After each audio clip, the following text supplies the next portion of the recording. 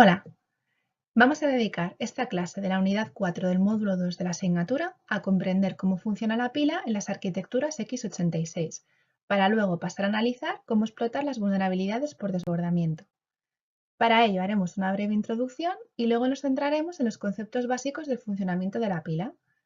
Si estás familiarizado con la programación en lenguaje ensamblador o estás acostumbrado a programar con lenguajes de bajo nivel como C, probablemente ya te suene todo lo que vamos a ver en esta clase. La pila es una estructura de datos dinámica que se almacena en memoria principal y que permite gestionar el flujo de ejecución de los programas, de manera que se pueden realizar llamadas a funciones o a procedimientos y que además exista cierta flexibilidad para realizar el paso de parámetros a estas funciones o procedimientos.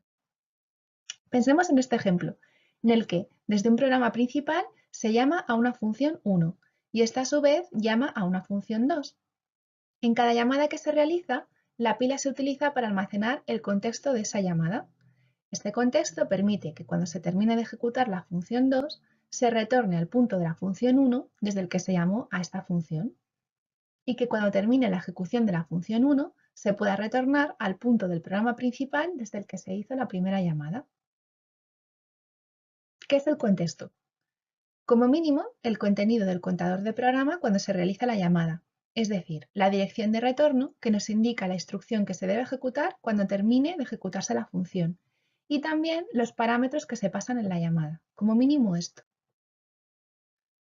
Todo lo que vamos a explicar a continuación es válido para arquitecturas del tipo x86, que son típicamente los procesadores de PC de los fabricantes Intel y AMD, con su arquitectura de repertorio de instrucciones estándar.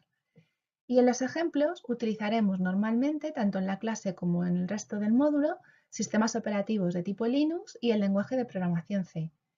Para otro tipo de arquitecturas de procesador, sistemas operativos o lenguajes de programación, los conceptos son los mismos, aunque habría cambios más o menos sutiles en la organización de la memoria o en el nombre de los registros del procesador, etc.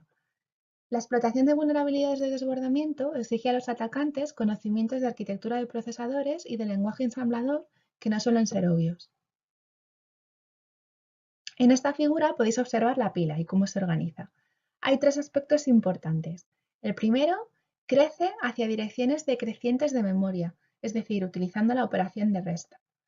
El segundo, no se inicializa, de ahí que pongamos una zona de la pila con basura almacenada. Y el tercero, el ancho de la pila puede ser de 32 bits o de 64 bits, dependiendo de si el procesador es una arquitectura de 32 bits o de 64 bits. Es muy importante saber dónde comienza la pila dentro de la memoria, hasta dónde se ha llenado en un momento concreto y cuál sería su límite de crecimiento si lo tiene.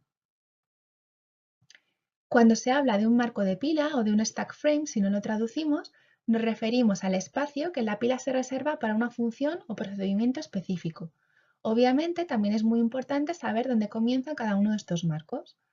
En el ejemplo que hemos puesto antes, durante la ejecución de la función 2, la pila estaría almacenando estos tres marcos o frames. Primero el del programa principal, luego el de la función 1 y a continuación el de la función 2.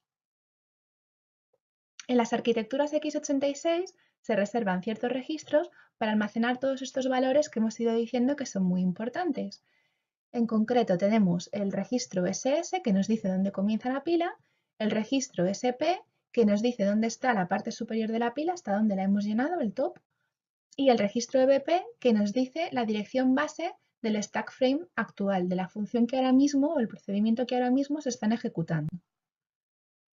En nuestro ejemplo, si suponemos que la función 1 recibe dos números enteros como parámetros y utiliza como variables locales o internas otro número entero y un array de 7 caracteres, su stack frame quedaría así como lo tenéis en la figura.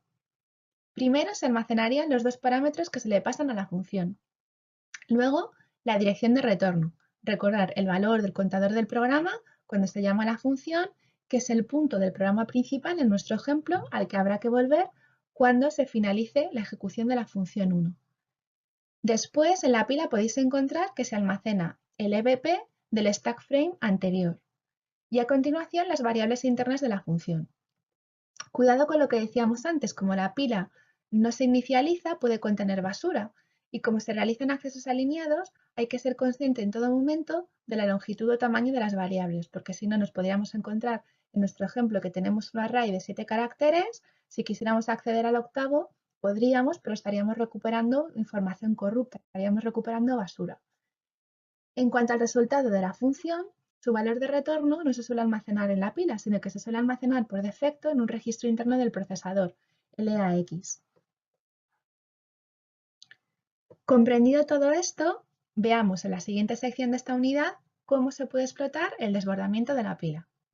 Nos vemos pronto.